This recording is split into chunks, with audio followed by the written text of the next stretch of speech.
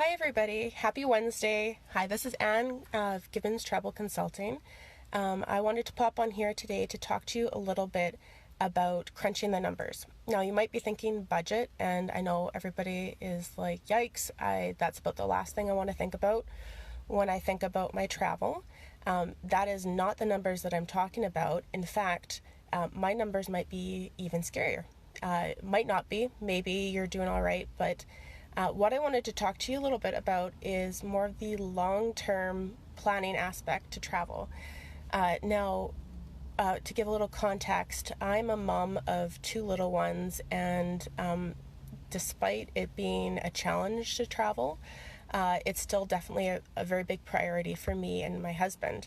And I came across this article a little while back, and it was on how to think long-term planning when it comes to traveling with kids.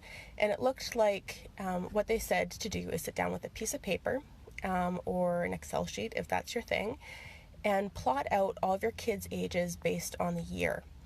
And so I started working on this. I threw in a hypothetical third child just to see what things looked like.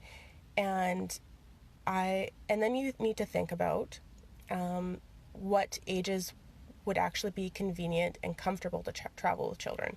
So it's not just the ages. You want to think about at what age do they get to a point where they're not going to be napping, you don't have to change diapers, that they're physically capable of taking care of their own luggage, of getting themselves around, so they're maybe a little bit capable of doing something a little bit more active. They've got some stamina.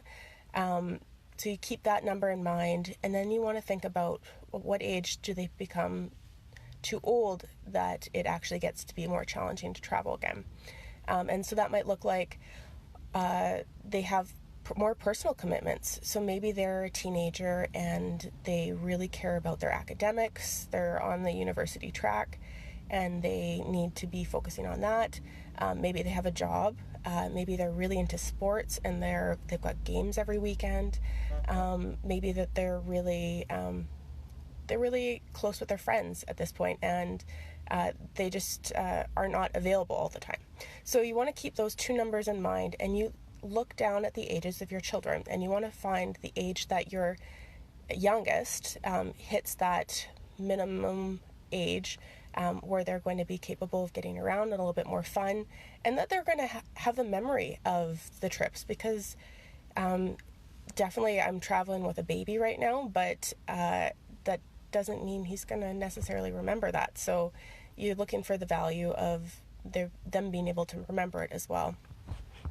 So you want to keep that in mind, and then you look at the age of your oldest, and at what point do they become hit that age where it starts to become more challenging because they have their own commitments. And you look at the years in between those. I was shocked. I had 4 years. We have 4 years where our kids, our hypothetical family of 3 kids and two adults, would actually be of a great age to travel. I was so shocked. I called my husband and I said, "You will not believe this."